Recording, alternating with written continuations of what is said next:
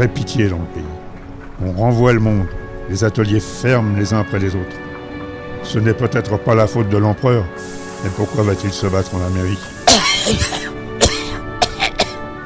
Faut donc crever de faim. Bientôt les routes seront pleines de mendiants.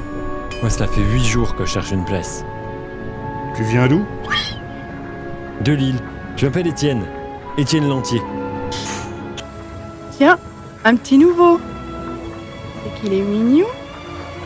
Si le cœur t'en dit, c'est quand tu veux.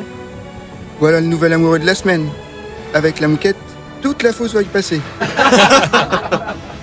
J'ai dîné jeudi chez Hennebeau et je l'ai bien vu tourner autour de moi. Déjà l'automne dernier, lorsque les gros bonnets sont venus à la régie, ils m'ont fait les yeux doux. Là, je ne peux pas te donner tort. Il est vrai que ces messieurs manquent parfois de mesure dans leur amour exagéré de l'argent. Est-ce possible de se tuer à une si dure besogne et de ne même pas y gagner les sous du pain quotidien ? Avez-vous entendu ? La berline baissée et le boisage à part.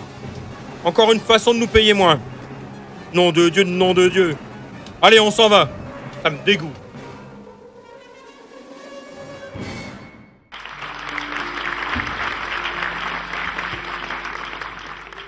Entrez, entrez.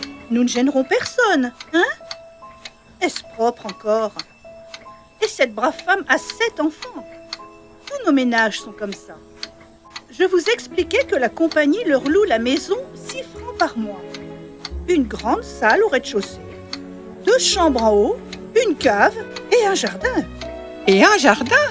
Mais on y vivrait, c'est charmant. Nous leur donnons du charbon, plus qu'ils n'en brûlent.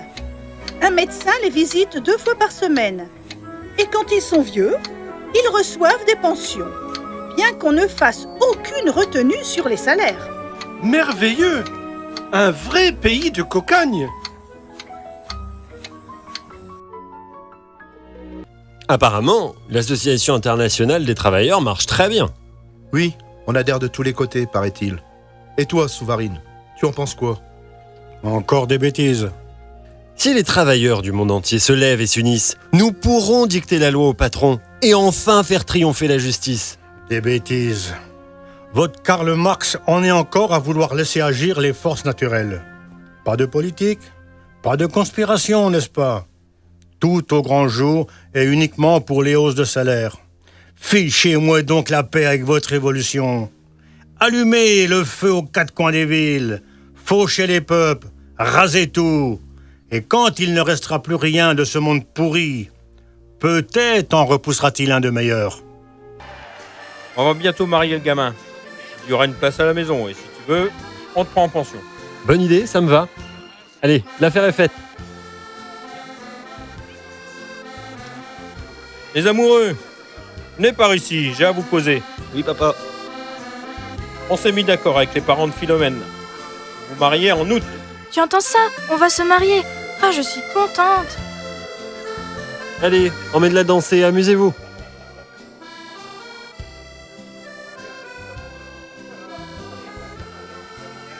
Toutes les fausses. Devant le peu de soins apportés au boisage, las d'infliger des amendes inutiles, la compagnie a pris la résolution d'appliquer un nouveau mode de paiement. Un nouveau mode de paiement pour l'abattage de la houille.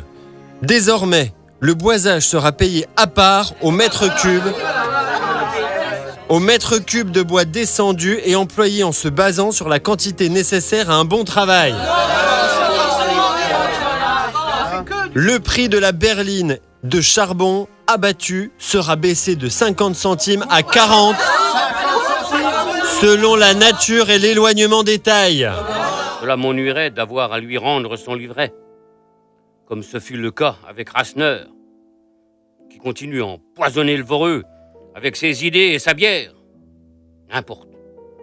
Dans 8 jours, la moitié des hommes redescendra, et dans 15, les 10 000 seront au fond. Tout de même, ces pauvres gens vont souffrir de la faim. Nous pourrions peut-être leur distribuer des bons de pain et de viande. Mais enfin, ne sont-ils pas heureux ? Des gens logés, chauffés, soignés aux frais de la compagnie. Je n'ai pas l'optimisme de mon oncle. Je crains de graves désordres. Ainsi, monsieur Grégoire, Je vous conseille de verrouiller votre propriété de la Piolaine. On pourrait vous piller. Me piller? Et pourquoi donc? N'êtes-vous pas un actionnaire de Montsou? Vous ne faites rien, vous vivez du travail des autres. Pour eux, vous êtes l'infâme capitaliste. Et cela suffit. Soyez certain que, si la révolution triomphait, elle vous forcerait à restituer votre fortune. Comme de l'argent volé. De l'argent volé, ma fortune? Une somme gagnée durement et placée autrefois par mon aïeul. Est-ce que nous n'avons pas couru tous les risques de l'entreprise?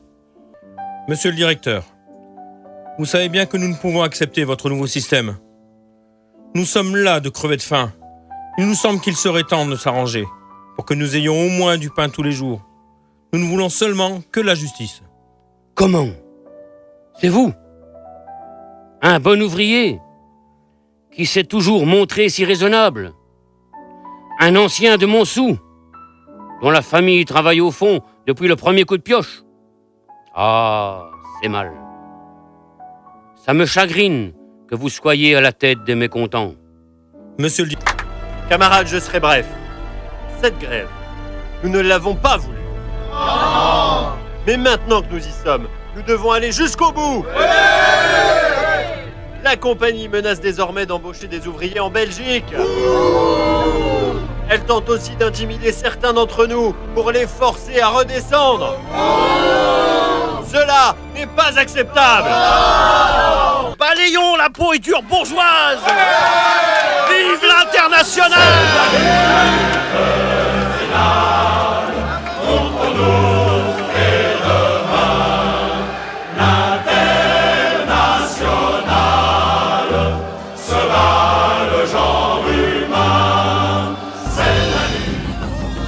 À mort les bourgeois!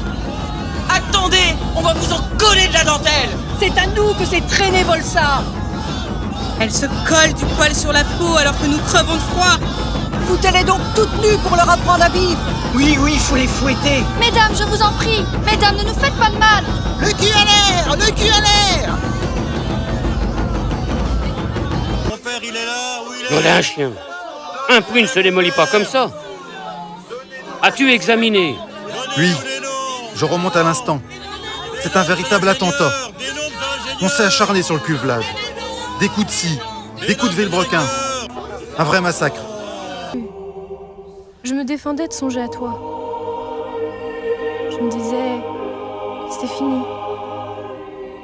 Mais au fond, je savais qu'un jour ou l'autre, nous nous mettrions ensemble. Rien n'est jamais fini. Il suffit d'un peu de bonheur pour que tout recommence. Alors, tu me gardes pour de bon cette fois? Mon Dieu, qu'il fait noir. C'est bon de partir comme ça, dans tes bras. Catherine. Un jour, la boutique sautera. On n'aura pas besoin de s'en mêler. Les soldats tireront sur les patrons comme ils ont tiré sur les ouvriers. Ça ne leur portera pas chance d'avoir fait tuer autant de pauvres gens. S'il n'y a plus de bon Dieu, il leur poussera un autre pour venger les misérables. Tout cela n'aura pas été vain. Non, tout ça n'aura pas été vain. Rien ne sera plus jamais comme avant. Le monde va changer désormais. Il y aura plus de justice pour les hommes. Puisses-tu avoir raison, Étienne. Puisses-tu avoir raison. Et dans cette dernière étreinte, il retrouvait encore celle des camarades. Sur la terre, là-bas, il lui semblait entendre les coups sourds des camarades qui tapaient dans leur rage silencieuse. Ils avaient secoué de leurs cris de justice les ouvriers de la France entière. Il songeait à présent que la violence, peut-être, ne hâtait pas les choses. La légalité, un jour, pouvait être plus terrible. Sous ses pieds, les coups profonds, les coups obstinés des rivelaines continuaient. Les camarades étaient tous là. Il les entendait le suivre à chaque enjambée. Maintenant, en plein ciel, le soleil d'avril rayonnait dans sa gloire, échauffant la terre qui enfantait. De toutes parts, des graines se gonflaient, s'allongeaient, travaillées d'un besoin de chaleur et de lumière. C'était de cette rumeur que la campagne était grosse. Des hommes poussaient, une armée noire, vengeresse, qui germait lentement dans les sillons, grandissant pour les récoltes du siècle futur, et dont la germination allait bientôt éclater la terre.